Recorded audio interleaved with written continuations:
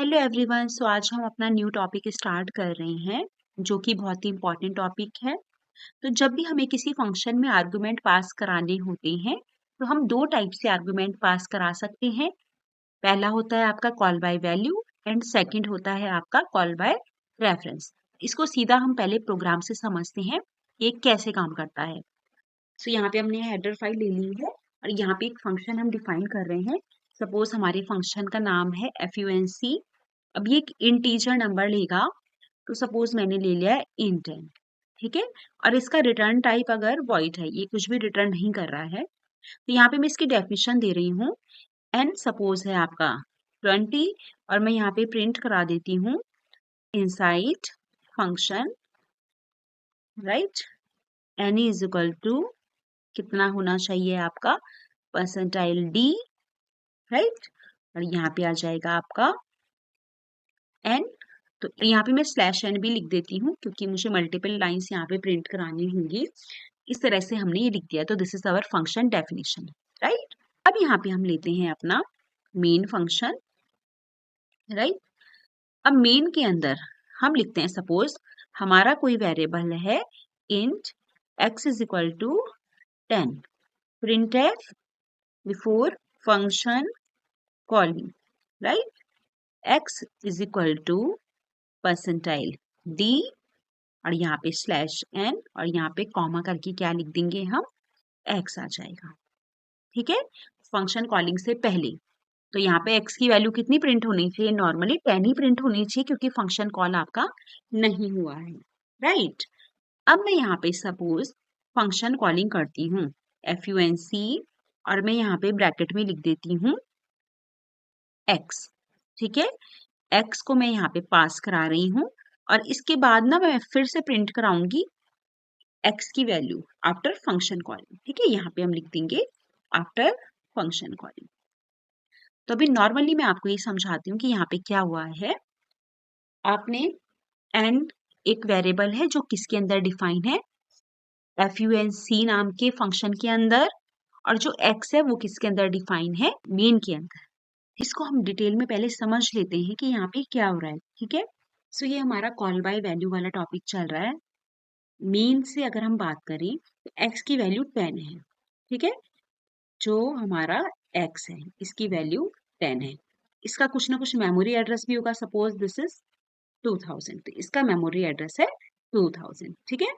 तो FUNC x, इस function में हमने x पास कराया है। x मतलब the value of x that is 10।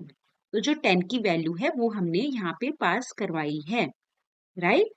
जो हमारा int n है this is our formal argument, और जो यहाँ पे x है यानी 10 जो होगा हमारा दिस इज एक्चुअल आर्गुमेंट, ठीक है। तो यहाँ पे जो 10 है that will be copied to n, ठीक है। हमने ये जो वैल्यू 10 पास कराई है ये n में क्या हो जाएगी, कॉपी हो जाएगी। अब देखो n अलग फंक्शन के अंदर है, तो यहाँ पे क्या होगा, जैसे ही ये यहाँ पास होगा तो n एक वेरिएबल क्रिएट हो जाएगा मेमोरी में। अब मेमोरी में क्रिएट होगा तो यहाँ पे देखो कितना पास हुआ है। अगर इस लाइन पे हम बात करें 10 पास हुआ है, तो इसमें कितनी वैल्यू स्टोर हो जाएगी, 10। और ऑब्वियस सी बात है इसका भी कुछ ना कुछ मेमोरी एड्रेस होगा, है ना। ये दो अलग अलग वेरिएबल है within two different function, right. x का मेमोरी एड्रेस 2000 था, इसमें 10 था, ठीक है। जैसे ही फंक्शन कॉलिंग हुई तो ये जो 10 है ये किस में पास हो गया, इस वाले फंक्शन में। और इस फंक्शन ने वैसे ही उसी टाइम पे n नाम का एक वेरिएबल यहाँ पे क्रिएट किया जिसका कुछ ना कुछ मेमोरी एड्रेस होगा ही होगा, और इसमें क्या कॉपी हो जाएगा, 10 कॉपी हो जाएगा, ठीक है। अब 10 कॉपी हो गया, राइट। बट जैसे ही हम अंदर आए n की वैल्यू यहाँ पे कितनी है, 20। तो यहाँ पे 10 ना होके यहाँ पे कितना रहेगा, 20, ठीक है। इसके अकॉर्डिंग यहाँ पे कितना प्रिंट होना चाहिए इनसाइड फंक्शन n। तो कितना है यहाँ पे 20, तो यहाँ पे कितना प्रिंट होना चाहिए 20। अब देखो बिफोर तो कितना था ये 10, अब बाद में भी यहाँ पे कोई फर्क पड़ा है नहीं, यहाँ पे तो हमने छेड़ा ही नहीं है, तो बाद में भी यहाँ पे कितना प्रिंट होगा 10, है ना। तो 10 20 10 इस तरह से हमारा आउटपुट आएगा। तो इसे हम सेव करते हैं, इसे कंपाइल और रन कराते हैं। तो see before function calling x की वैल्यू कितनी है आपकी 10, और जब फंक्शन कॉल हुआ तो 10 आपका पास हुआ था, but inside that function n is allotted as 20। n की वैल्यू क्या हो गई, ओवरराइड हो गई, जो कि 20 प्रिंट हो गई, राइट। उसके बाद क्या होगा, जैसे ही फंक्शन का रोल खत्म होगा ना, तो जो n वेरिएबल था जिसको मेमोरी एड्रेस अलॉट हुआ था, दैट विल बी फिनिश्ड। वो क्या हो जाएगा, फिनिश हो जाएगा। तो वापस कंट्रोल मेन के अंदर जाएगा, और उसके बाद फिर से x की वैल्यू प्रिंट होगी। तो x में तो कोई चेंज हुआ नहीं है, तो वहां पे वापस से आपका 10 प्रिंट हो जाएगा। ओके, तो नॉर्मली अभी तक हमने जितने भी प्रोग्राम्स किए हैं, these are the types of call by value. ठीक है, कॉल बाय वैल्यू में हमेशा क्या होता है, जब भी फंक्शन कॉलिंग होती है तो क्या होता है, वैल्यू पास की जाती है। ठीक है, और वो वैल्यू कॉपी हो जाती है किसमें, फंक्शन के अंदर जो भी वेरिएबल होता है आपका, उसमें वो वैल्यू क्या हो जाती है, कॉपी हो जाती है ना। तो यहाँ पे जो ओरिजिनल वेरिएबल होता है मेन के अंदर, उसमें कोई भी फर्क नहीं पड़ता है। ठीक है, अब हम जो पढ़ने वाले हैं that is call by reference. अब जो हम कॉल बाय रेफरेंस पढ़ रहे हैं, इसमें फंक्शन कॉलिंग जब भी होती है तो उसमें एड्रेस पास कराया जाता है। ठीक है, अब जब एड्रेस पास कराया जाएगा, एड्रेस कहाँ स्टोर होता है, पॉइंटर में। ठीक है, तो यहाँ पे जो हमारा फंक्शन होगा उसके अंदर क्या हम डिक्लेयर करेंगे, इंट एस्ट्रिक एन। ठीक है, अभी तक हमने इंट एन डिक्लेयर किया था, यहाँ पे हमने एस्ट्रिक एन क्यों लिखा है, क्योंकि जो हमारा मेन फंक्शन होगा वो एक्चुअल आर्गुमेंट की तरह क्या पास कराने वाला है, एड्रेस पास कराने वाला है। इसलिए अब एड्रेस इसको लेना है अगर, तो एड्रेस कौन लेता है, पॉइंटर ही लेता है। तो हमने क्या लिख दिया है पहले ही, एस्ट्रिक एन। एस्ट्रिक एन मतलब कि जो एन है इसमें क्या आने वाला है, एड्रेस आएगा। ठीक है, और यहाँ पे हम इसका टाइप लिख देते हैं वॉइड। इसको मैं यहाँ पे डिफाइन करती हूँ, इसको हम डिटेल में अभी समझेंगे अगर कोई भी डाउट है। इसका अगर मैं डेफिनेशन दूं, तो यहाँ पे सपोज मैंने लिख दिया है 20, और सेम पहले की तरह हम प्रिंट कराएंगे इनसाइड फंक्शन एस्ट्रिक एन की वैल्यू क्या होगी, वर्सेटाइल डी इस तरह से ही लिखी जाती है। ठीक है, तो इसलिए नॉर्मली हमने लिख दिया है। अब asterisk n is equal to 20, तो इसका मतलब क्या है, dereferencing to change the actual value. हमने पहले पढ़ चुके हैं कि n अगर पॉइंटर है तो एस्ट्रिक n क्या देता है, कि उस पॉइंटर पे जो वैल्यू है ये उसको हमें देता है। अब एस्ट्रिक n को हम असाइन कर रहे हैं 20, तो यानी जो भी एड्रेस आएगा n पे, वहां पे कौन सी वैल्यू चल जाएगी, 20। ठीक है, मेन भी डिफाइन कर लेते हैं यहाँ पे, C int x is equal to 10। ठीक है, print before function calling x की वैल्यू क्या है, तो जब फंक्शन कॉल ही नहीं हुआ है तो x की वैल्यू तो 10 ही होगी, है ना। अभी हम फंक्शन कॉलिंग करेंगे, func। अब देखो मैंने क्या बोला था कि यहाँ पे कॉल बाय रेफरेंस में एड्रेस पास किया जाता है। रेफरेंस का मतलब क्या है, होता है आपका एड्रेस, है ना। x यहाँ पे वेरिएबल है, इसका एड्रेस पास कराना है, तो x का एड्रेस कैसे लिखा जाएगा, एंड x, सिंपल। ठीक है, यहाँ पे हमने क्या बोल दिया फंक्शन कॉलिंग में, कि जो x का एड्रेस है वो कहाँ पास होना चाहिए, फंक्शन में। ठीक है, func में, राइट।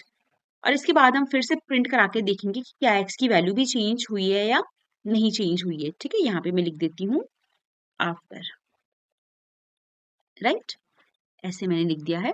अब देखो यहाँ पे हम क्या बोल रहे हैं कि जो ये हमारा फंक्शन है, ठीक है, जो ये हमारा फंक्शन है, यहाँ पे एक एड्रेस पास होने वाला है। ठीक है, पॉइंटर n, n क्या है आपका, पॉइंटर, यानी जो n होगा इसके अंदर कुछ ना कुछ एड्रेस स्टोर होगा। ठीक है, n एक वेरिएबल है जो कि क्या स्टोर करेगा, एक एड्रेस स्टोर करेगा।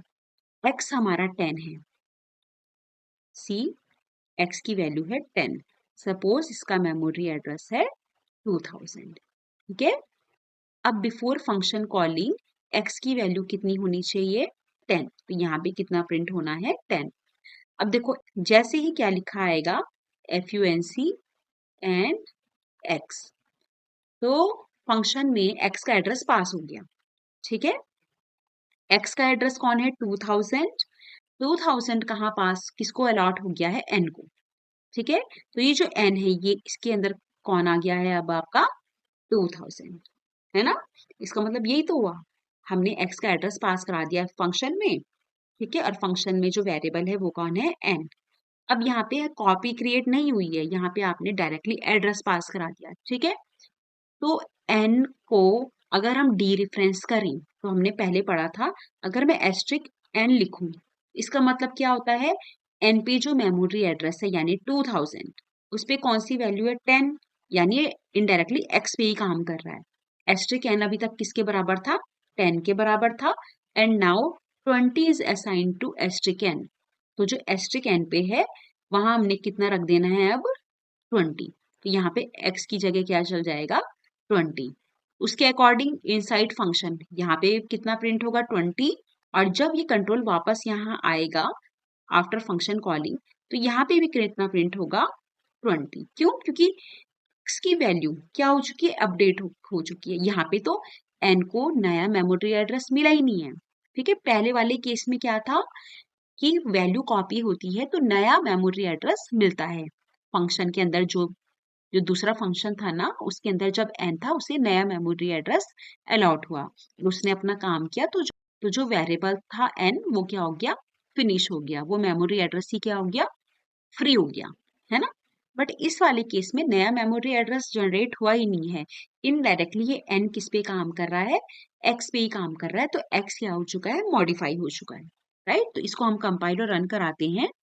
तो पहले सेव करते हैं इसे CR1 से, और इसे मैं कंपाइल और रन अगर कराती हूँ, सो see before function calling x की वैल्यू 10 थी, और इनसाइड फंक्शन डी रेफरेंसिंग जब हमने की n पे जो मेमोरी एड्रेस था, ठीक है, और उस मेमोरी एड्रेस पे कौन सी वैल्यू थी, वहां पे हमने तो क्या कर दिया था, उसे नई वैल्यू असाइन कर दी थी 20। तो यहाँ पे क्या प्रिंट हो गया, 20। और आफ्टर फंक्शन कॉलिंग भी क्या हो गया, x की वैल्यू चेंज हो गई। क्यों, क्योंकि इनडायरेक्टली n के थ्रू हम क्या कर रहे थे, मेमोरी एड्रेस पे काम कर रही थी। किसके मेमोरी एड्रेस पे, एक्स के मेमोरी एड्रेस पे।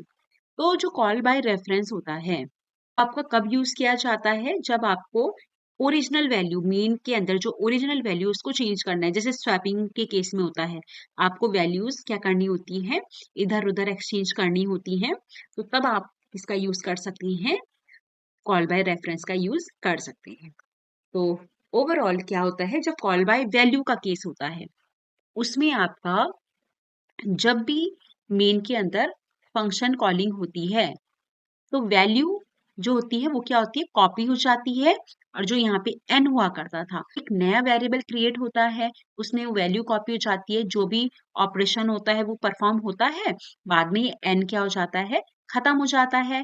और यहाँ पे x पे कोई फर्क नहीं पड़ता क्योंकि x को तो हमने छेड़ा ही नहीं है ना, तो यहाँ पे कोई फर्क नहीं पड़ता है। जबकि रेफरेंस के केस में क्या होता है, आपने x का एड्रेस ही दे दिया, तो जो भी मॉडिफिकेशन होगी वो किसके ऊपर हो रही होती है, इनडायरेक्टली एक्स के ऊपर हो रही होती है। तो ओरिजिनल वैल्यू क्या हो जाती है, मेन के अंदर चेंज हो जाती है। So this is very important topic, call by value and call by reference. So hope you understand this concept, and do let me know in the comment section if there is any doubt. Thank you for watching this video. Do like, share and subscribe my channel.